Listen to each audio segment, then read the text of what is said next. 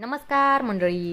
Star प्रवाहावरील लग्नानंतर होईलच प्रेम या मालिकेच्या पुढील येणाऱ्या भागामध्ये आपल्याला असं बघायला मिळणार आहे की आता रम्याच्या पायाला ठेस लागलेली असते. काव्या तिथे येऊन आता रम्याला बोलू लागते की जीवनात आणि आयुष्यात ठेस हा महत्त्वाचा आहे. माणसाला ठेस लागल्याशिवाय अक्कल येत नाही. तेव्हा रम्या म्हणते की खूप जास्त बोलतेस काव्या तू. तेव्हा काव्या म्हणते की बोलणारच ना, कारण तुझे खरे रंग माझ्यासमोर आलेत आणि आता काय मी तुला सुखाने जगू देणार नाही.